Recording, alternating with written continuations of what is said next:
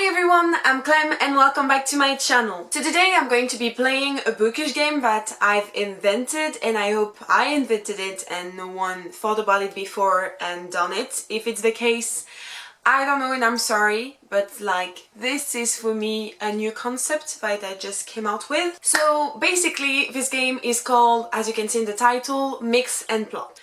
You're going to see it's really simple. So what I did is that I put 12 book titles in my mug, and what I'm going to do is that I'm going to pick two papers and I'll have to mix the plots of those two books and create a new one. So you see it's pretty easy. Just before I start, I put on the papers books from a series that, for instance, I put Harry Potter, and for the series I decided to pick the main plot line. For example, that he's discovering that he's a wizard, that he has to defeat an evil person, and I did that with all the series I picked. So you're going to see it's pretty easy, but if you don't want to pick standalones, if you want to play this game, because I hope you will want to play this game, hopefully, you can do that. You can use series and just use the main plot line, or actually you can do whatever you want. It's do whatever you want with this game. So let's get right into it, shall we? So the first two books I'm going to pick are first Simon versus the Homo sapiens Agenda by Becky Albertalli, and then I'm mixing it with Hunger Games. So let me think what could happen. So this new book, you can invent book title if you want, but I'm going to call it Hunger Gay. Yeah, not really my best one, but I don't know. So basically in this new book we're following Simon, and Simon is living in this very nice district. It's not the best one, but it's not the worst one. I mean, yeah, there's not really in the middle district, but still.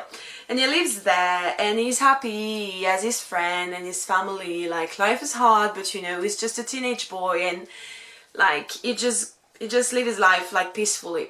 But one day then it's the reaping day, and his best friend is picked to go there, but he's actually secretly in love with him, so he volunteers to be a tribute.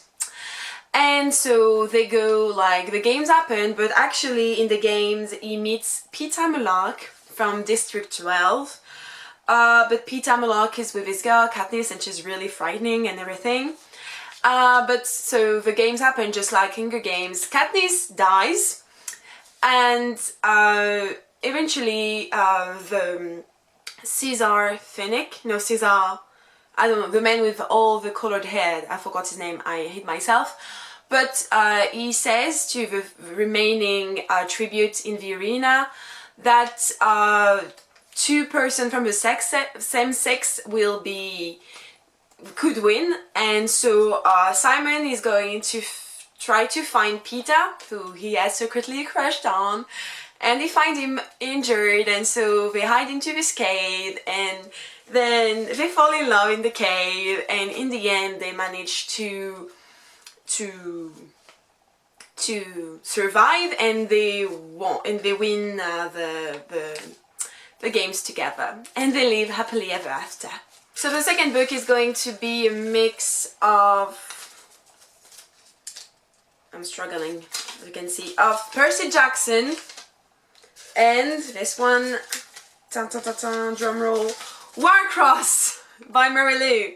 Yay! So in this new book we're following Percy Jackson, and Percy Jackson is actually a demigod, and he's the father of the son of Poseidon. So he can actually control water and play with it. But he's really bad at it, he's really not the best one. And Percy lives in this very futuristic world where he's surrounded by technology, and there is this very huge game in society That's called Catch the Flag. I think it's how the game is called in Percy Jackson, you know, the first one he plays at Half-Blood Camp, where he has to catch the flag of every team. Anyway, and it's something like, it's a game where there are several teams and it's basically catch the flag. But it's a virtual reality game, so, and Percy Jackson plays it like, he's not a professional, but he's really good at it. But like he never got the chance to be a part of the competition. But on the day of the beginning of the competition, Percy is watching the game, and we don't really know how it happens, but Percy lost the control of his power, and so he spread waters in his living room while watching the game. But the thing is that everything is technology, like it's all tech around him, and so he ends up like shutting down all the power in New York City, which provokes that one of the team like a chaos basically. And after that, the creator of the game calls him and asks him to be a part of this team. You don't really know why, but he wants him to investigate for him, because apparently there is an hacker on the game who wants to destroy the game. And Percy doesn't really understand why, and the guy tells him that he actually had a vision, that he's the chosen, and that he should be like the one who helps him, because he had like the oracle told him that someone like who will provoke like a chaos during the day of the competition will be the one he need. So he hires him, but the fact is that Percy is really bad and he's losing control of his powers, so a lot of bad shit happens. And yeah, you can read the rest of this lame story in the book that will never come out because nobody will read it, but still, this is how I mix a Warcross and Percy Jackson. It was really hard actually. Anyway, the next two are Harry Potter and To All the Boys I Loved Before by Jenny Han. So in this new story, we're following Lara Jean, and Lara Jean is a really regular girl. The only thing particular about her is that when she falls in love with someone, she wrote a love letter, but she never sent them. And so in her life, she wrote 4 letters, one to her neighbor, one to her crush from middle school, one from a guy she met at Model UN, and Harry from camp. And one day the letters got sent and she freaks out, but she receives an answer from Harry from camp. And Harry in his letter tells him that he actually was in love with her when she was her girl, and also he would like to see her. So Lara Jean freaks out a bit, but then she accepts. I mean, she doesn't really have a choice, because Harry Potter from camp comes one day in a room and tell her that actually he's a wizard. And Lara Jean freaks out because she's always freaking out, but yeah, she doesn't believe him at first. But then he takes her on a broom and they're going on this very romantic flight over London, I guess? Over the sky, I don't really know. So they fall in love, but then Harry explains to Lara Jean that he's actually the chosen one and that he has to kill Voldemort. I mean, what I said, the bad guy, you all know Voldemort. And Lara Jean freaks out once again, and she's very afraid for Harry, and she asks him like not to be a wizard and to stop, and just that they could be happy together and that he doesn't have to do that. But Harry doesn't understand, Lara Jean doesn't understand. They got into a fight, and so they break up in a way, but they still love each other. And Lara Jean, in order to move on and to prove to Harry that she doesn't love him anymore, she's going to be in a fake relationship with one of the other guy that she sent a letter to. I'm not going to say which one. And yeah, and eventually a lot of other things happened from then, and yeah, Harry is jealous and he's distracted from his quest. A lot of bad things are happening as usual, and yeah, that's it. That's my mix and plot for To All the Boys I Loved Before and Harry Potter, and it's not very great. Anyway, next we've got Illuminate and City of Bone, so the Mortal Instrument. So we're in this world, we're in the future, and Clary Frey is living peacefully on a planet until the day that a spaceship company comes and destroy a planet. So Clary finds herself on this ship with a lot of survivors from the chaos that happened on the planet. But on her ship there is Simon, our former best friend slash boyfriend that she just broke up with, and so it's really awkward and everything. But he's actually he's not actually on the same ship as her, but he's on the other one with full of survivors.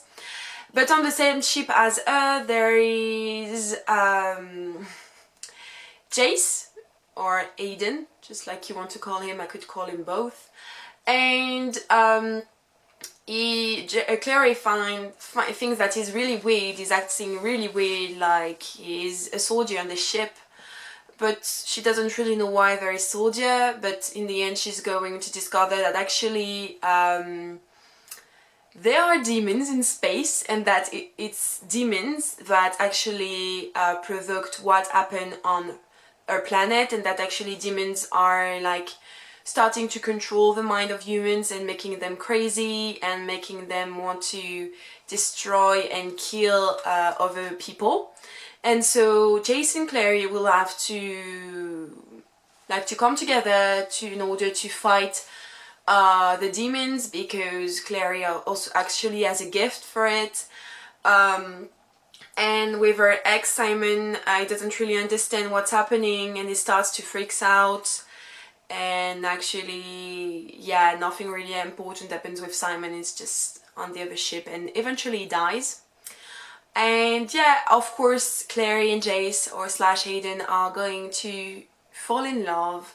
But then Claire is going to find out that Jace is actually a Niar, and that is actually a robot or something like that, a cyborg or anything, and it's going to create a lot of drama. So yeah, that's my mix of The Mortal Instrument and Illuminate. I hope you like it. Don't forget to rate it on Goodreads. Next we've got Everything by Nicola Yoon and Six of Crows. How am I going to do that? So in this story we're following Kaz Breaker and his crew, like with a lot of thieves and murderers and actually not very good people. And at the beginning of the book they are hired by this man who asks them to go and save his girlfriend, like the woman he loves, because she's imprisoned in this glass castle on this very, very far island by her parents, because apparently she has this very, very strong power and she's very, very dangerous for the rest of the world. At least it's what her parents said to her and said basically to everyone. But one day they met, but anyway, and so they accept and they go on this quest to save this girl. But they have it's just like an haste, I think that's how you say it. But the thing they have to steal is actually a girl. And so they arrive, there's a lot of things happening, and the thing is that they finally manage to rescue this girl. But when she goes out of this castle, she's actually dying, because actually like she does have the power, and the power is that like she can't live outside, and so she has to live inside. But they discover that actually her parents lied to her and lied to everyone, because actually it's not a power she has, but she is cursed. And so they're going to go on another quest to find how to cure this girl, and so she could be reunited with her one true love. Yay! Moving on to the last one, we've got... I know which one we've got actually. We've got Throne of Glass by Sarah J. Maas. With Fangirl by Rainbow Rowell. And you know, I might have something. It might not be the best. I mean, are the other one really good? I don't know. So in this book, we're following Kath. And Kath is really like shy and not really outgoing. She's really scared of people, and she'd rather stay in bed and stay at her home reading than going out. But one day she is pushed to participate in this competition to become the killer, like the killer of the king, like, and she doesn't want to be there, but she's here and she has to do it, because if she don't, something's going to happen to her. I don't know what. This book is not finished yet. And so she has to participate, but it's really hard for her, because it's like you have to fight with people and you have to do a lot of things, and she sucks at that. Like she's not good at all. So a lot of people are thinking that she's actually going to fail. But then she meets this guy, Levi, and Levi is working for the king also. And at first it's just his friend and he's trying to help her, but in the end they're going to fall in love. And Kath is going to actually succeed and become the king's assassin. That was the word I was looking for earlier. And the thing is that the king is not very happy, because she's really lame. Like once she has won, she doesn't want to kill anyone, and the king doesn't really know what to do it, so he's like fighting with her. But in the end we're going to find out that actually Kath is the lost princess of a foreign kingdom. And actually I didn't finish Throne of Glass, so I'm going to stop here. And anyway, Kath is going to go on a quest with Levi to reclaim her throne and to free everyone in the land and be this very, very shy princess. And she's going to teach a lesson to everyone. You don't have to be fierce to do things. That's how the story goes. And it's the worst one of all of them. But still. So yeah, I don't have any more papers, so it means this game is finished. Maybe you're glad it's finished, maybe not. Anyway, if you want to do this game, please do, because I had a lot of fun doing it, and I hope you had a lot of fun watching it and you will have a lot of fun doing it. Just if you do, tell me, because I would love to see what you've done. Like, I'm sure it's going to be super funny. Tell me in the comment down below if you liked it. And yeah, I will see you next time. Bye guys!